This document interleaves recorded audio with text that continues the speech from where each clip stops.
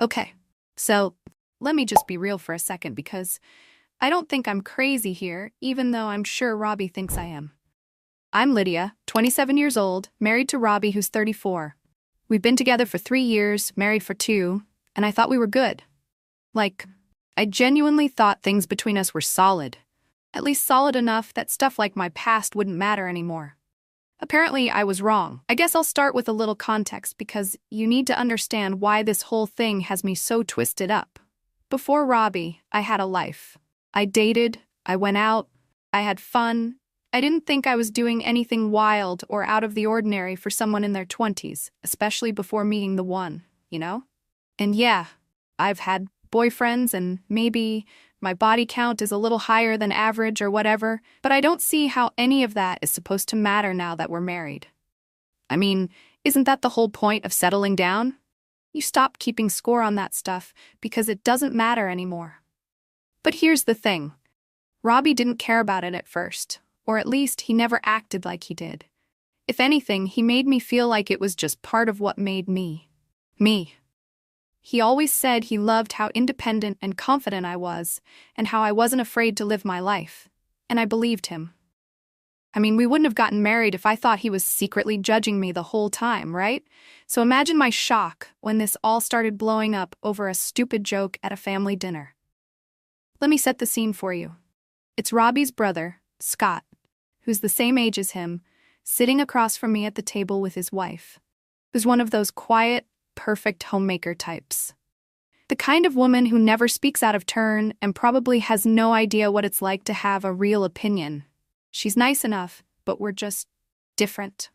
Anyway, Scott cracks this joke about how Robbie must have had nerves of steel marrying a woman with Lydia's resume. He literally called it my resume, like I'm some job application or something. Everyone laughed, even Robbie. And at first, I laughed too because, honestly, what else was I supposed to do? But the more I thought about it, the more it started to feel like I was the punchline. I let it go that night because I didn't want to make a scene. But when we got home, I asked Robbie about it. I thought he'd apologize or at least tell me Scott was being a jerk and that he didn't mean anything by it. Instead, Robbie got all weird and defensive, like I was overreacting. He said, "It's just a joke, Lyd. You know Scott doesn't mean anything by it." And okay, maybe Scott didn't, but I couldn't shake the feeling that there was more to it than that. I tried to move on, I really did. I'm not the type to dwell on stuff like this. But then Robbie started acting different. I can't even explain it exactly, but it's like something shifted after that night. He wasn't as affectionate, and he stopped initiating conversations with me the way he used to.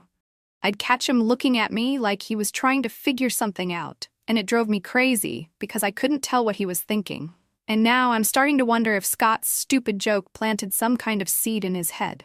Like, maybe he hadn't really thought about my past before, but now he's rethinking everything. The idea that Robbie might be reconsidering me, after all this time, makes me feel sick. At first, I told myself I was just being paranoid. I mean, Robbie isn't perfect either. He's older, and he's had his share of relationships, too. Sure, maybe his number isn't as high as mine, but does that really matter? I didn't think it did. And honestly, I didn't think Robbie did either. But now I'm not so sure. I thought things had mostly blown over after that dinner with Scott and his little comment. Sure, Robbie had been acting a little off, but I chalked it up to work stress or just one of those random funks people get into.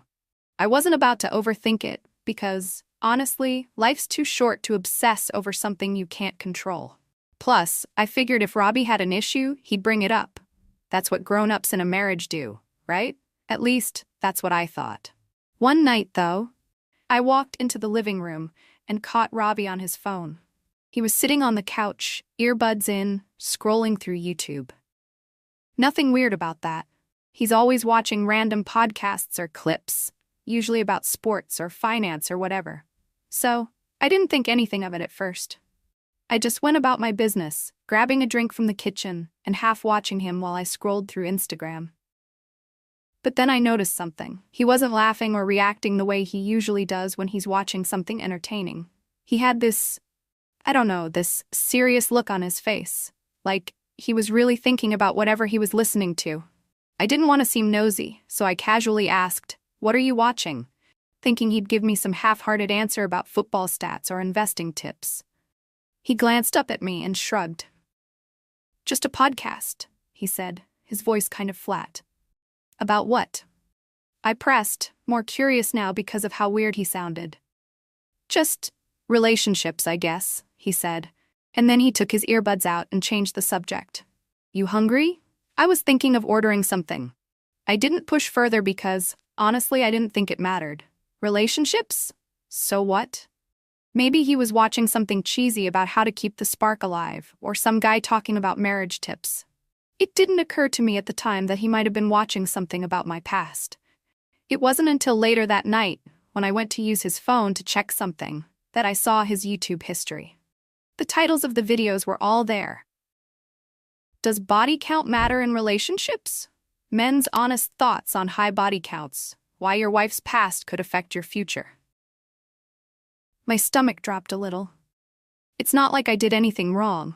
Those were just stupid videos by random guys with too much time on their hands. But still, it felt off. I closed the app quickly, like I hadn't seen anything, and told myself I was overreacting.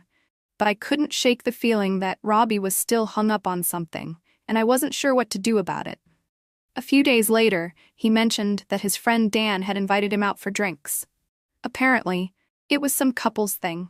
Dan and his wife, this other guy Robbie works with, and his girlfriend, and a couple of other people from their circle.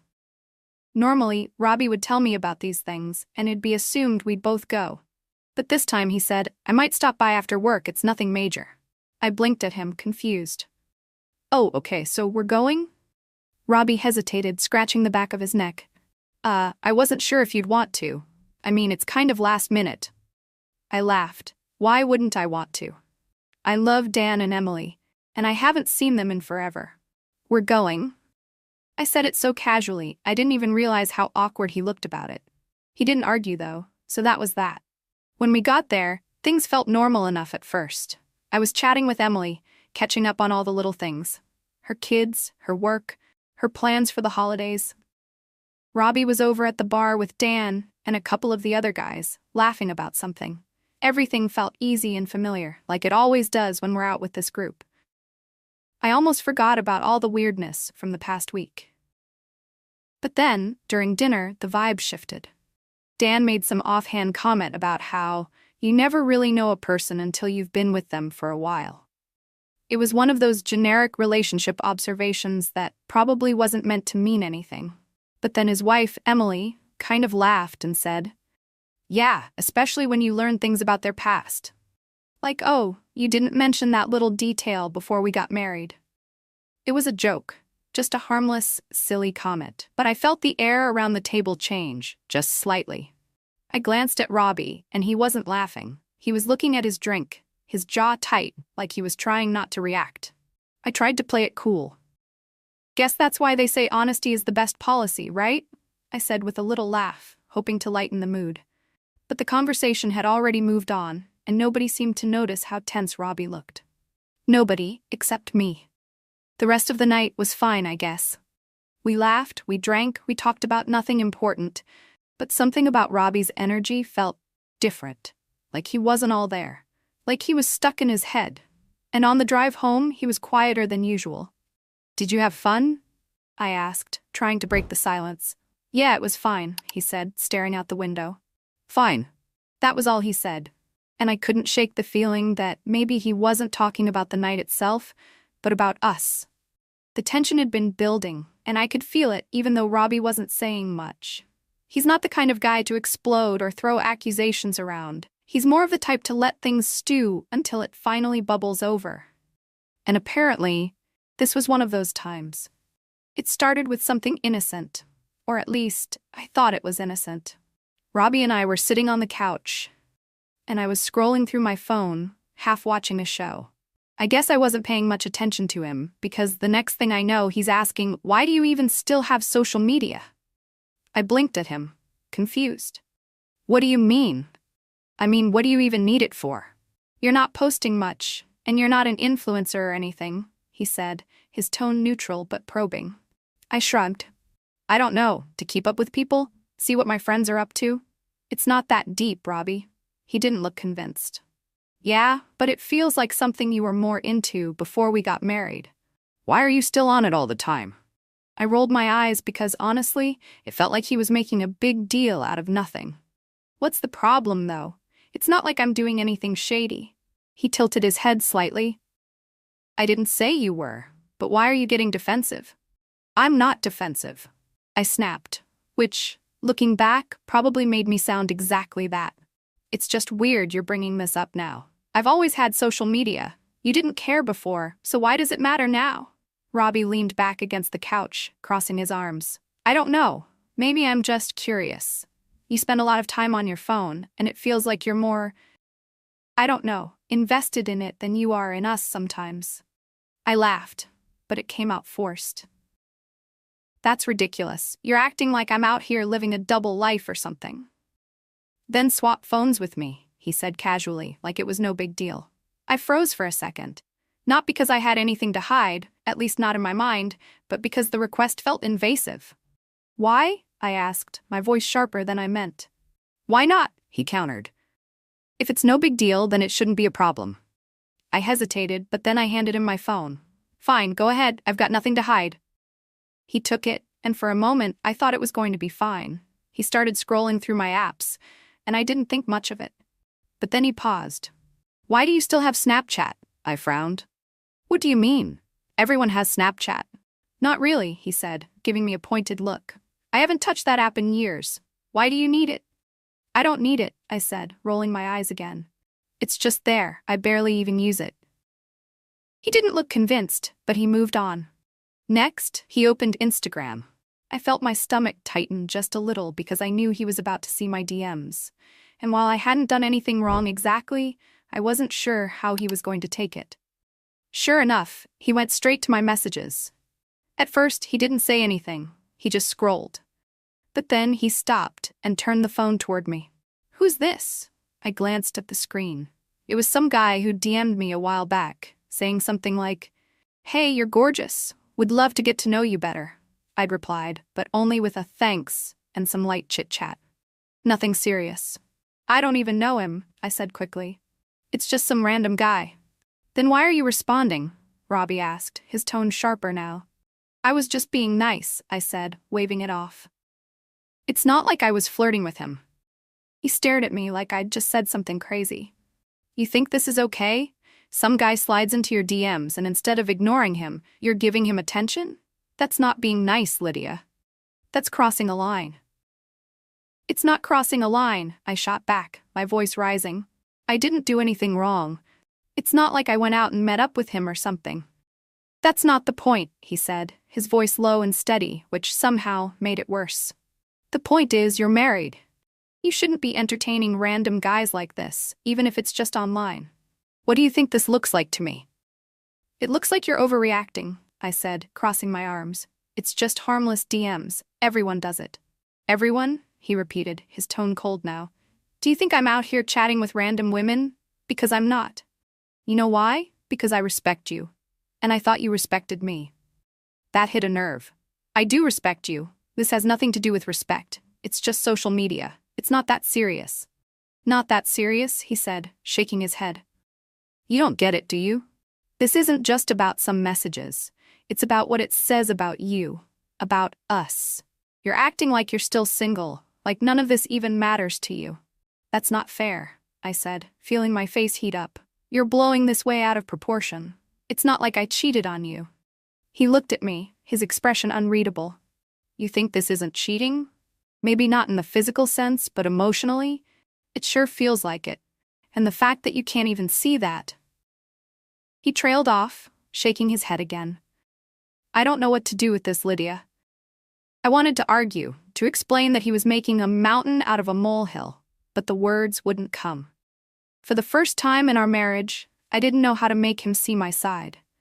And deep down, I was starting to wonder if maybe he didn't want to see it. Robbie stormed out of the room in silence, but I could feel the heat of his anger even after he was gone. I sat there, my chest tight and my mind racing, trying to figure out what had just happened. It wasn't like I was cheating on him. Not physically, not emotionally, not in any way that actually mattered. Sure, I'd responded to a few DMs, but who doesn't? It's not a big deal, right? At least that's what I kept telling myself. Then I realized he'd taken my phone with him. "Robbie?" I called out, trying to keep my voice calm, but there was no answer. My stomach churned as I got up and went to the door, hesitating before stepping into the hallway. I could hear him in the kitchen, pacing. My gut told me I should just stay put, let him cool off, but before I could decide what to do, I heard his voice. "You've got to be kidding me," he said, his tone dripping with disbelief. It wasn't loud, but it was enough to make my heart drop. "Of course. What now?" I said as I walked into the kitchen, trying to sound more annoyed than nervous. Robbie turned to me, holding up my phone with the screen facing me. On it was the Tinder app, tucked away in one of those random folders I barely even looked at. I didn't even remember it was there, but it was, and there was no denying it now. "Are you serious?" he said, his voice rising. "Tinder? Really, Lydia? You actually thought I wouldn't find this?" I opened my mouth to explain, but before I could, he started laughing. Not the kind of laugh that comes from something funny, but the kind that comes when someone's so angry they don't know what else to do. "You're so stupid," he said, shaking his head. "You really thought you could hide this? All I had to do was search your phone, Lydia. That's it. You didn't even bother to delete it properly." "Don't call me stupid," I snapped, more out of reflex than anything else. My voice was shaky, but I tried to sound firm. "It's not what you think." "Oh, it's not?" he said, still laughing. "Then what is it? Enlighten me, because I'm dying to know why my wife has a freaking dating app on her phone." "I'm not even active on it," I said quickly. "I forgot it was there. I haven't used it since before we got married." He stared at me, his face a mixture of anger and disbelief. "Cut it out, Lydia. Just stop. Do you think I'm that stupid? You're on Tinder, you're chatting with random guys on Instagram, and you think you can stand there and tell me this doesn't mean anything? I swear, Robbie, I'm not doing anything. I'm not cheating on you." He slammed the phone down on the counter, making me jump. "You might as well be. Do you even hear yourself right now? Do you have any idea how this looks? How this makes me feel?" His voice cracked slightly on the last word, but he quickly covered it with more anger. "This isn't just about the app, Lydia. It's about you. The fact that I can't trust you at all now. How am I supposed to believe anything you say?" "You don't have to believe me," I said, my own voice rising. "But I'm telling you the truth. I didn't even think about that app. It's not like I'm out meeting guys or anything." "Oh, please," he said, shaking his head and laughing bitterly. "You think that makes it better? That you weren't physically cheating? What do you even call this, Lydia? Why are you still seeking attention from other guys? What's the point? Am I not enough for you?" His words stung, but instead of addressing them, I zeroed in on the one thing that I felt I could defend myself against. "I'm not seeking attention. It's not like that. You're overreacting." "Overreacting?" he repeated, his eyes wide with disbelief. "You're unbelievable. You sit here and tell me I'm overacting while I'm finding dating apps and DMs to other guys on your phone? You've completely lost me, Lydia. I don't even know who you are anymore." "That's not fair," I said, my voice cracking. "I'm the same person I've always been." "And that's the problem," he shouted. "You haven't changed at all. You're still acting like you're single, like none of this matters, like I don't matter. What the hell was I thinking, marrying someone who can't even leave her past behind?" The words hit me like a slap. I wanted to argue, to explain, to somehow convince him that he was wrong about me. But the truth was, I didn't have a good answer. I'd never really thought about it that way before. I'd always figured that as long as I wasn't outright cheating, everything was fine. But to Robbie, it clearly wasn't. He shook his head and ran a hand through his hair, his anger giving way to something that looked more like exhaustion. "You know what? I'm done. I can't do this anymore." My stomach dropped. "What are you saying?" "I'm saying I want a divorce," he said, his voice steady and cold. "This marriage is a joke. I can't trust you, and without trust, what's the point?" "You don't mean that," I said, my voice barely above a whisper. "I do," he said, his eyes locking with mine. "And you know what the saddest part is? I don't even think you care. Not really. You're not upset because you hurt me. You're upset because you got caught. That's not true, I said, tears welling up in my eyes. I do care, Robbie. I love you. Don't, he said, holding up a hand to stop me. Don't say that, because if you really loved me, you wouldn't be doing this. You wouldn't be on Tinder, you wouldn't be talking to other guys, and you wouldn't be standing here trying to justify it. I wanted to argue, to fight for our marriage, but the look in his eyes told me it was over. He was done. And maybe, deep down, I knew he had every right to be. The next few days were a blur. Robbie stayed at a friend's place while I stayed home, trying to process what had happened. He came back a week later, but only to pack his things. We didn't argue or try to hash things out. There was nothing left to say. Our divorce was finalized within a few months. It was quick, clean, and devastating in its finality. Robbie didn't fight for the house or try to make things messy. He just wanted to move on, and I couldn't blame him. I still think about him sometimes, about the life we could have had if I'd been different. If I'd been honest with myself about what I really wanted, or if I'd been willing to change. But I wasn't. And now it's too late. In the end, it wasn't just Robbie reconsidering my past that ruined our marriage. It was me, refusing to let go of the person I used to be, even when it cost me the person I claimed to love the most. Robbie didn't say another word when he left the room, but I knew he was still angry. I stayed on the couch, arms crossed, fuming, not at myself, but at him. I mean, yeah, he was mad about the DMs, but the way he spoke to me, like I was some teenager who got caught sneaking out, that wasn't okay. It wasn't fair. I was his wife, not some criminal. The least he could do was hear me out. A few minutes passed, then a few more. It was too quiet, and that's when it hit me. He still had my phone. My stomach dropped. I thought about getting up to find him, but I hesitated. Maybe it was better to let him cool off. That's what I told myself anyway, though deep down I had this gnawing sense of dread. Then I heard his voice from the hallway. He wasn't yelling exactly. It was worse. He was laughing. This low, bitter laugh that made my skin crawl. A second later, he walked back into the room, holding my phone up like it was evidence in a courtroom. "Tinder, Lydia?" he said, his voice dripping with disbelief. "Really? You thought you could just hide this in some folder like I wouldn't find it?" I froze. My mouth opened, but no words came out. He held the phone out toward me, shaking it slightly for emphasis. "You know, all I had to do was search Tinder in your apps, right? Like, you couldn't even hide it properly. How stupid do you think I am?" That word, stupid, cut through me like a knife. My face burned with a mix of embarrassment and anger, but I latched onto it, ignoring everything else he'd said. "Did you just call me stupid?" I snapped, my voice shaking. Robbie blinked at me, then let out another harsh laugh. "That's what you're focused on? Not the fact that you have a dating app on your phone, but the fact that I called you stupid? Unbelievable." "I'm not even using it," I shot back, my voice rising.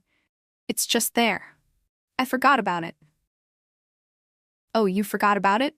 he said, his voice mocking. "Sure, because people just forget they have Tinder installed. That makes total sense." "I'm serious, Robbie," I said, my voice almost pleading now. "I haven't touched it in forever. Look at the app.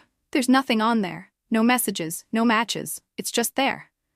But he wasn't listening. He tossed my phone onto the coffee table and ran his hands through his hair, pacing the room like he was trying to keep himself from exploding. "You really don't get it, do you? It doesn't matter if you were active on it or not. The fact that it's even on your phone tells me everything I need to know." "That's not fair," I said, my voice trembling. "I'm not cheating on you. I never have." "Cut it out, Lydia," he snapped, turning to face me. "You think I'm going to believe anything you say now? You've lied to my face for God knows how long. You've been entertaining other guys in your DMs, and now I find out you've got Tinder tucked away like some dirty little secret. And you expect me to just, what? Trust you?" "I'm telling the truth," I said, tears starting to sting my eyes.